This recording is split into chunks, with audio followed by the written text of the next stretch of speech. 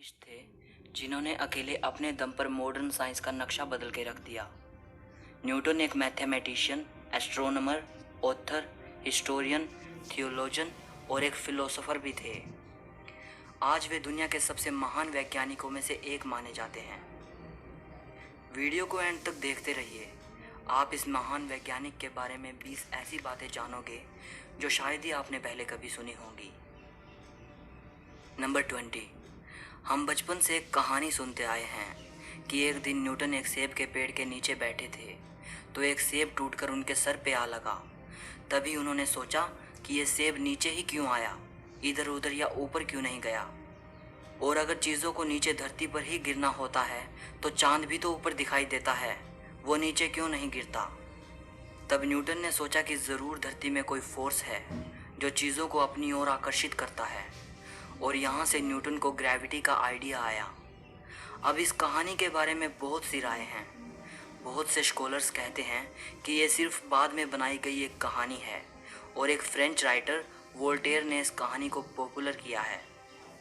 बहुत से स्कॉलर्स कहते हैं कि ये कहानी सच है, लेकिन सेब न्यूटन के सर पे नहीं बल्कि उनके आगे गिरा था। कहा यह भी जाता है कि वो सेब के पेड़ के नीचे नहीं बैठे थे बल्कि अपने घर की विंडो से सेब के पेड़ को देख रहे थे, और तब गिरते सेब को देखकर उन्हें ग्रेविटी का आइडिया आया। अब ऐसे भी एविडेंसेस मौजूद हैं जो इस कहानी को सच साबित करते हैं। ज़्यादातर स्कॉलर्स मानते हैं कि न्यूटन ने इस सारी घटना को अपने ही समय के एक वैज्ञानिक और लेखक विलियम स्ट्यूकली को बताया था।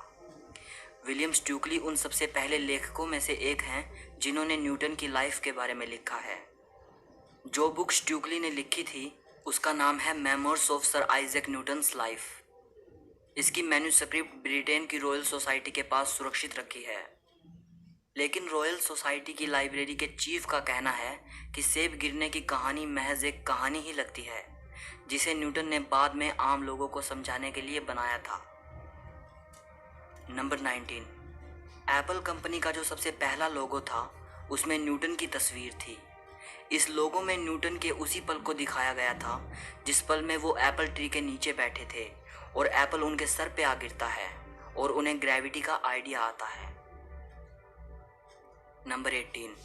1665 में इंग्लैंड के कैम्ब्रिज शहर में प्लेग की बीमारी फैल गई थी। उस वक्त न्यूटन कैम्ब्रिज के ट्रिनिटी कॉलेज में पढ़ाई कर रहे थे। न्यूटन और उसके सभी क्लासमेट्स को प्लेग से बचने के लिए उनके घर रवाना कर दिया गया। यही टाइम न्यूटन की लाइफ का सबसे प्रोडक्टिव पीरियड साबित हुआ। यही वो टाइम था जब उन्होंने कैलकुलस का आविष्कार किया और वो चीज़ हमें दी जिसे आज न्यूटोनियन फिजिक्स कहते हैं। नंबर 17। न्यूटन ने कई सालों तक अपनी डिस्कवरीज को दुनिया से छिपाए रखा। कई सालों तक उन्होंने इस बारे में किसी को भी नहीं बताया। शायद उन्हें इस बात का डर रहा होगा कि लोग उनकी की गई खोजों को सही नहीं मानेंगे। नंबर 16। एक साइंटिस्ट होने के बावजूद भी वो बड़े धार्मिक इंसान थे। उन्होंने खुद लिखा है कि ग्रेविटी हमें ग्रहों की गति के बारे में बताती है, लेकिन ये नहीं बता सकती कि इन ग्रहों को गति में किसने सेट किया है। ईश्वर सभी चीज़ों को नियंत्रित करता है और जानता है कि क्या है और क्या किया जा सकता है। नंबर 15। आपको जानकर हैरानी होगी कि एक धार्मिक व्यक्ति होने के बावजूद और ईश्वर पर विश्वास रखने के बावजूद भी न्यूटन भूत, आत्मा और शैतान आदि पर विश्वास नहीं करते थे। नंबर 14। न्यूटन का बाइबल को लेकर बहुत जुनून था। बाइबल को बड़ी गहराई से पढ़ते थे, यहाँ तक कि साइंस से ज़्यादा उन्होंने धर्म और इतिहास के बारे में लिखा है। नंबर 13। बाइबल पढ़ने की वजह से ही उन्हें कुछ चीज़ों को प्रेडिक्ट भी किया।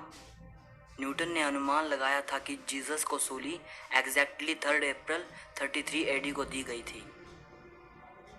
नंबर 12। न्यूटन के अनुमान के मुताबिक यह दुनिया 2060 से पहले ख़त्म नहीं होगी। नंबर 11।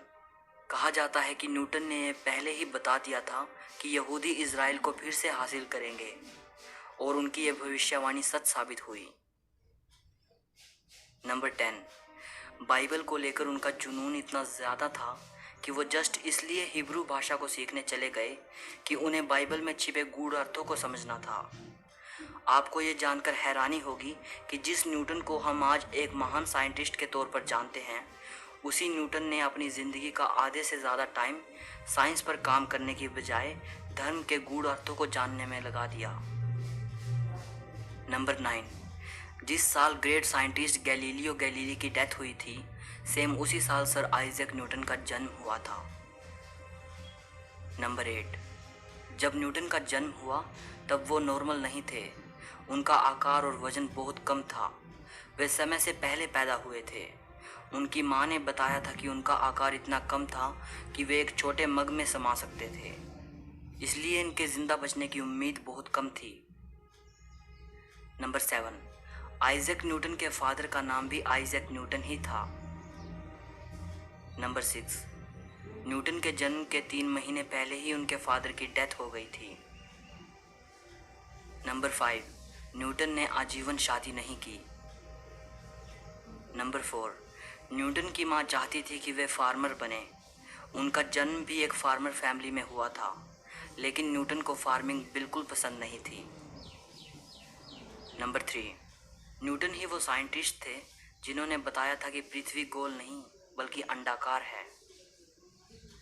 नंबर 2, जिस एप्पल ट्री से न्यूटन को ग्रेविटी का आइडिया आया था, उस ट्री का वंशज आज भी इंग्लैंड में मौजूद है। हालांकि जो ओरिजिनल ट्री था वो 1815 से 1820 के बीच नष्ट हो गया था। इस एप्पल ट्री का साइंस के इतिहास में बड़ा महत्व है, क्योंकि इसी ट्री से एप्पल को गिरता देखकर न्यूटन ने ग्रेविटी को खोजा था। नंबर 1, इसी ट्री की लकड़ी का टुकड़ा सर आइजैक न्यूटन की तस्वीर के साथ स्पेस में भी भेजा जा चुका है, ताकि न्यूटन ने आज हमें और साइंस को जो दिया है उसके लिए उनका आभार व्यक्त किया जा सके और उस एप्पल ट्री को ज़ीरो ग्रेविटी का एहसास कराया जा सके। आज अगर न्यूटन जिंदा होते तो ये देखकर खुशी से मर जाते।